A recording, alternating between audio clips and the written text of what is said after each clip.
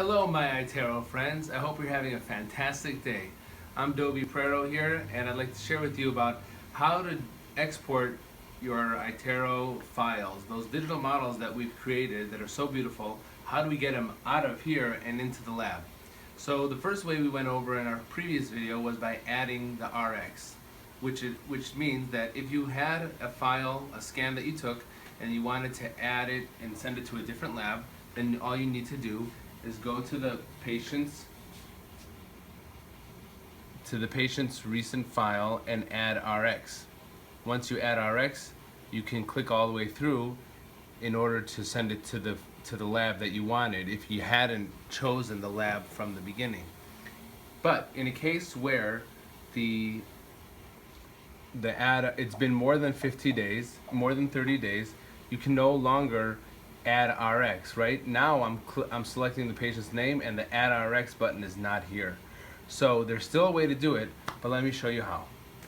The way we're going to do it is go to myaligntech.com. That's where all of your scans are housed. So we go to myaligntech.com and you sign in, and then what you do is you click search by and you drop down to the patient's name and you put in the patient's name here. All the scans with that name will come up. Also, if you've taken more than one scan for that patient, we can select the scan. Now, in this order information, we can see that this was an Invisalign plus iRecord, and we have a few options. Today, we're going to discuss about export.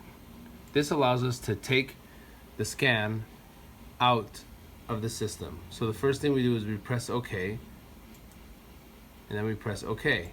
Pretty easy so far.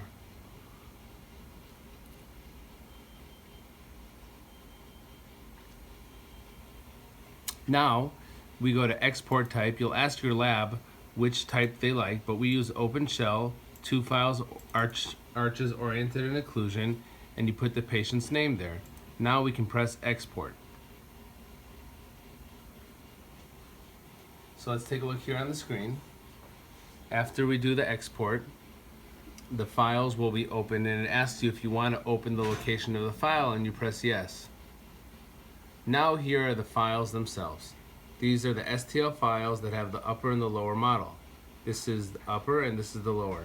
We can go ahead and open our email client and drop in, grab the files and drop them in. Now if they're too big, because Google will only allow you to put in attachments that are about 25 megabytes, and that these ones are too big, so we can add the files here that says insert files using your Google Drive, and then you press upload here, and then all you do is you grab the files from the file box and you put them here. Now they're being uploaded, and as soon as they're done, there will be a link into your email. Once the link is in your email, you can go ahead and send it and make those retainers.